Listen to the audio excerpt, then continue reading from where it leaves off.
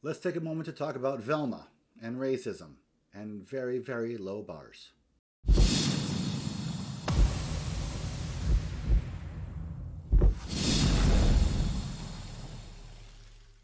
I've essentially had three careers in my life. My first one, of course, my best known one was, of course, as an atheist activist. Um, Before that, I was a professional inventor at Bell Labs. I have a lot of patents. But in and around that, I was a salesman. I've sold a lot of things in my life. So I started selling knives when I was 15 years old. I sold stereos, a lot of telecom, businesses, real estate, a whole bunch of things. I am a well experienced salesman. I was a professional inventor in the 90s, and the 2000s hit the dot com bubble burst, and of course the tech bubble burst, and I found myself unemployed. I found this company that was very, very much like the movie Glengary, Glen Ross. It was very, very high pressure, and when I was in that kind of job, I enjoyed the movie Glengary, Glen Ross. One of the things that I liked about Glengary, Glen Ross is the attitude that it gave forth. And if there are any experienced salespeople out there, you know where I'm going with this. The leads don't suck. You suck. Now that's an important message. Not that I suck. What that actually means is that the company doesn't care if your leads suck, right? The company only cares if you close the deal. When you have a little kid and you can't find a job, and there's no jobs, and you got your master's degree, you can't find a job anywhere, and somebody, and you claw and you find this sales job, and the leads suck, and the sales manager tells you the leads don't suck, you suck, which was very much this job I had at the time, you realize if you don't step up, there's no safety net. That attitude made me understand that I was on my own and that I had to excel. And so what I did was I excelled. I made the leads work. And if I didn't make the leads work, I found other leads and I made it happen because I was on my own. I stretched, I pushed, I tried very, very hard, and I excelled in that environment because I was told the truth. Because I was told the leads don't suck, you suck. Here are your leads. If you can't make it work, you're fired. It was a hard environment, but man, I got good. And I pushed. And I found out what I had in me as far as uh, being a hunter, salesperson. I also wanted to mention, before I get into Velma, I loved Scooby Doo as a kid. I watched that every Saturday morning. I did not like the new ones because I hate Scrappy Doo. Puppy power. What some people might know about me is that I've been an atheist since I was 6 years old. So as I was watching these cartoons on Saturday morning, I was an atheist. I didn't believe in any of the stuff. Now that didn't mean I couldn't watch the shows that were based on, you know, magic or gods even. But it does mean that I really identified with the show on TV where the ghost was always a guy in a mask, where there was something that I could use my little brain to figure out who it really was, because it certainly wasn't a ghost, right?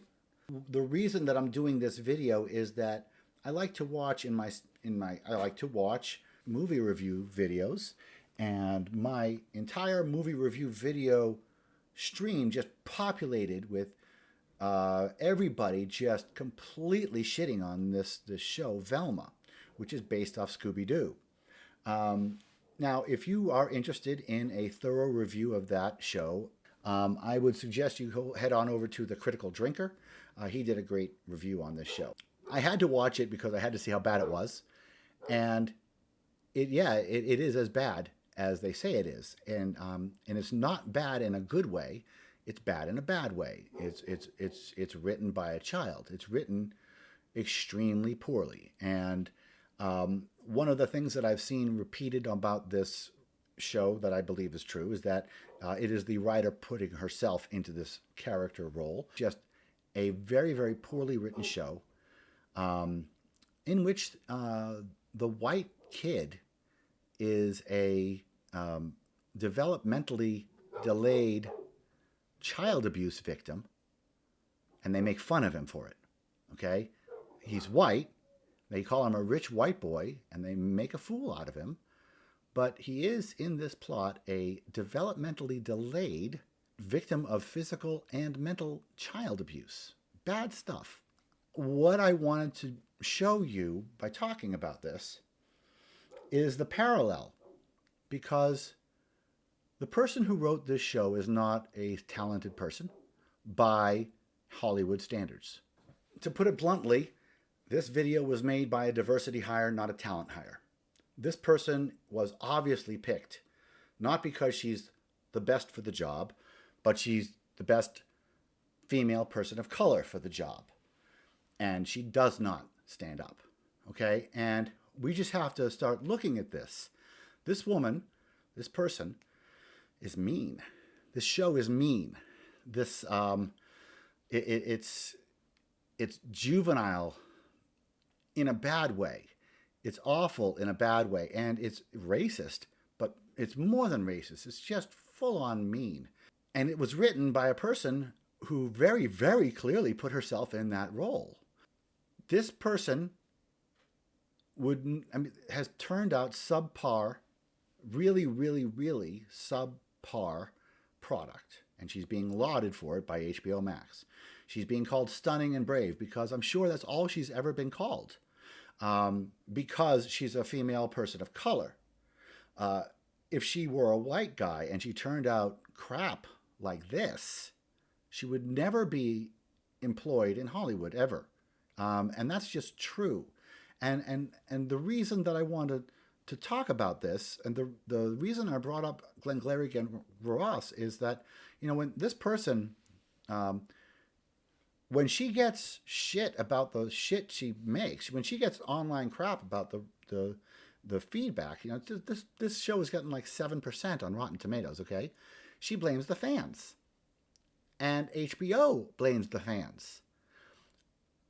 But the fans don't suck. You suck. And nobody's ever told her that.